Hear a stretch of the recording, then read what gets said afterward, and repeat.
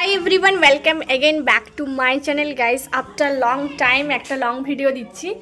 তো গাইস কি daily blog করব খুঁজে পাচ্ছি না, কারণ কিছুই তো কাজকর্ম করি না। যাই হোক, আজকের বাড়িতে মা নেই, তাই আজকের আমার রান্নার সব again intro. Hello everyone, welcome to my new video guys, new blog. আমি তো বলেইছি আমার কমেডি পারপাসের ভিডিও হয়, তো কি ব্লগ করব খুঁজে পাই না, কারণ সারাদিন সেভাবে কাজকর্ম হয় না। আগে কাজকর্ম করতাম, কিন্তু এখন ভিডিওর জন্য একটু বিজি থাকি, তাই সেভাবে ঘরের কাজ করি না। মা সবটাই হ্যান্ডেল করে, কিন্তু আজকের মা বাড়িতে নেই, তাই আজকের আমাকে রান্না বান্না সব কিছু করতে হবে, বাড়ির সব কিছু হ্যান্ডেল করতে হবে।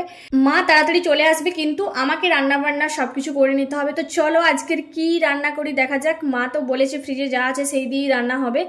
তো আর এইদিকে দেখো, আমার বোন নিয়ে এসেছিল বেল মাখা করব। এখন হয়তো টাইম হবে না, আগে রান্না বান্না করে নিই, কারণ মায়েরা এলে খাওয়া দাওয়া করবে, কারণ ডাক্তার দেখাতে গেছে, তো টাইম মতো খাওয়ার তো দিতেই হবে। তো চলো রান্না করি আগে।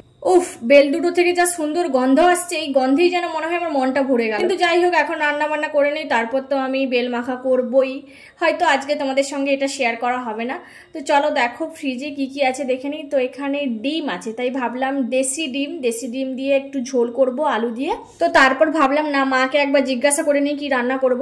মাকে জিজ্ঞাসা করতে মা বলল যে ডিমের ঝোল বাবা এখন খাবে না, বাবা খাবে মাছের টক কাঁচা তেঁতুল দিয়ে। কারণ আমাদের এইদিকে এখন খুব কাঁচা তেঁতুল, এই শীতকালটাতে কাঁচা তেঁতুলের টক মুখে একদম লাগে।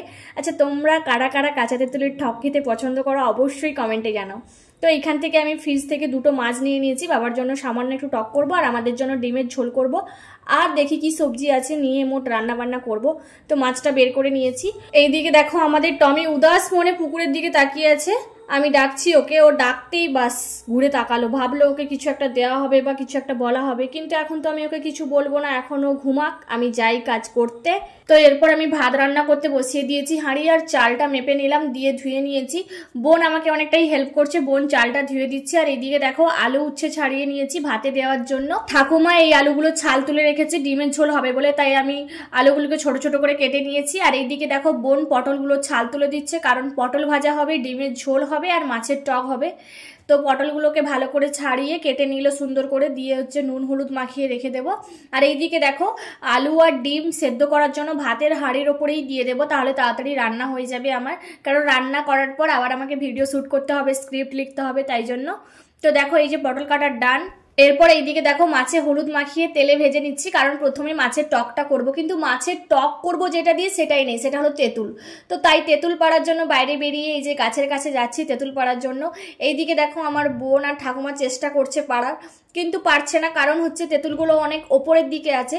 নিচের দিকে যেগুলো ছিল সবাই মোটামুটি পেড়ে খেয়ে নিয়েছে, কারণ আমাদের বাড়ির এদিকে সবাই এখন তেঁতুলের টক একটু খাচ্ছে, একটু ঠান্ডা ঠান্ডা আছে, তো তাই। তো যাই হোক, অনেক কষ্টে পাড়া হয়েছে, ওরা পারছে, আর আমি এই কটা নিয়ে চলে এলাম। আচ্ছা, তোমরা কারা কারা এই তেঁতুলের টক খেতে পছন্দ করো কমেন্টে কিন্তু অবশ্যই জানাবে, আর কাদের বাড়িতে গাছ আছে সেটাও কিন্তু বলবে অবশ্যই। এইদিকে আমার ডিম সেদ্ধ হয়ে গেছে, তাই ডিমটাকে ধীরে ধীরে ছাড়াচ্ছি, কারণ এটা দেশি ডিম, খোলস সহ, মানে ডিম সহ খোল উঠে চলে আসছে। এই যে দেখো ডিমগুলো কিছুটা ভেঙেও গেছে, একটা দুটো হয়ে গেছে, তো কিছু করার নেই, তাও আস্তে আস্তে মোটামুটি ছাড়াচ্ছি। আর এইদিকে দেখো ঠাকুমা এরকম অবস্থায়, কারণ ঠাকুমা যে গেছিল তেঁতুল পাড়তে, ঠাকুমার গায়ে পুরো পিঁপড়ে লেগে গেছে, তাই শাড়িটারি খুলে দিয়েছি, কিছু করার নেই। তো হাসাহাসি হচ্ছে, তাই একটু ক্লিপটা নিলাম যে পিঁপড়ের কামড়ে কেমন অবস্থা হয়ে গেছে দেখো। তো যাই হোক, আমার এদিকে টক হয়ে গেছে। এবার একটা কথা বলি, এই হাসির জন্য টকে আমি সর্ষে বাটা দিইনি, কিন্তু সর্ষে বাটা রেখেছিলাম, মানে এতটাই হাসাহাসি হচ্ছিল, সর্ষে বাটা ছাড়াই আজকে টক হয়ে গেছে। আমাদের বাড়িতে কোনোদিনও সর্ষে বাটা ছাড়া বা টক হয় না, তেঁতুল টক হয়, কিন্তু আমচুরের টক বা লেবুর টক বা এই কাঁচা তেঁতুলের টক কিন্তু আমরা সর্ষে বাটা দিয়েই করি, কিন্তু আমাদের দেওয়া হয়নি, কারণ এত হাসাহাসি হচ্ছিল। আজকে সর্ষে বাটা ছাড়া টক তুলে নিয়েছি, খেয়ে ভাবছি এরকম কেন টেস্ট হয়েছে, আমাদের বাড়ির টক তো এরকম হয় না। তারপর কিছুক্ষণ পর দেখলাম না, ও সর্ষেই দেওয়া হয়নি। তো যাই হোক, এই দিকে দেখো ডিমটাও কষিয়ে নিয়েছি, ডিমের ঝোলটা আমার হয়ে গেছে অলরেডি। পটলে তো এই যে নুন হলুদ মাখিয়ে রেখে দিয়েছিলাম। তো আমি রান্না করছিলাম, আর আমার বোন আমার ফেভারিট মিষ্টি নিয়ে হাজির হয়ে গেছে, তাই মিষ্টিটা খেয়ে পটল ভাজাটা করে নিলাম। আমার অলরেডি অল রান্না কমপ্লিট। এরপর আমার মায়েরা চলে এসেছিল, ভাই গেছিল মাকে আনতে, ভাইকে বলেছিলাম আইসক্রিম আনতে, তো ভাই আইসক্রিম এনেছে। আমরা সাধারণত মানে বাবা মা আনলে কর্নেটো আনে, কিন্তু এইবারে আমার ভাই গেছিল বলে এইটা এনেছে, রসগোল্লা কুলফি, দারুণ টেস্ট লেগেছে। এরপর ভাবছি যে কর্নেটোটাকে রিপ্লেস করে এরপরে এইটাকে দেবো, মানে রসগোল্লা কুলফিটাকে আমার ফেভারিট লিস্টে রাখবো। তো যাই হোক, দেখো আমি খাচ্ছিলাম আর আমার তো আমি লোভ দিচ্ছিল। শুধু ওকে দেখো, আইসক্রিমটা নড়াচড়া করছি, আইসক্রিমটা যেদিকে নিয়ে যাচ্ছি চোখটা সেই দিকে যাচ্ছে, মানে এত লোভী এত লোভী। কিন্তু ওকে তো আমি দিতে পারবো না, কারণ আইসক্রিম আমার ফেভারিট খাবার। যাই হোক, আমি একজন আইসক্রিম লোভী, কি করে আমি আর একজন লোভীকে দেই, তাই অনেকটা খেয়ে নিয়েছি, দিয়ে লাস্টে একটুখানি লেগেছিল জাস্ট কাঠিতে, ওইটা টমিকে দিয়েছি। দেখো কিরকম চাটছে, মানে কত লোভী ভাবো। ও সব খাবে, আইসক্রিম খাবে, দই মিষ্টি পাঁপড় যা আছে সব খাবে, মানে এভরিথিং খায় ও। কিন্তু হ্যাঁ, মাছ মাংস ডিমটা একটু কম খায়, অতিরিক্ত যদি খেয়ে নেয় বমি করে নেয়, জানি না কেন, এই প্রথম থেকেই এরকম। তো আইসক্রিম খাওয়া শেষ, এরপর চলে যাচ্ছি ফ্রেশ হতে, একটু স্নান করব, কারণ সকালে স্নান করেছিলাম, কিন্তু তারপরেও রান্না করার পর তো স্নান করতেই হবে, না হলে যেন কেমন একটা। আজকে রোদও ছিল, তাই গরমে ঘামও বেরিয়েছে, তাই ভাবলাম স্নান করে নিয়ে একদম স্নান করে ফ্রেশ হয়ে খাওয়া দাওয়া করব।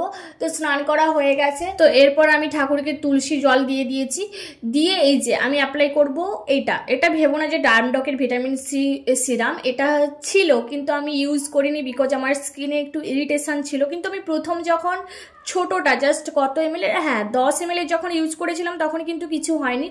30 ml যখন ইউজ করলাম কেন জানি না ইরিটেশন হচ্ছে, তাও আমি কয়েক মাস গ্যাপ রেখেও ইউজ করেছি, কিন্তু ইরিটেশন হচ্ছে বলে ওটাকে ক্যান্সেল করে দিয়েছি।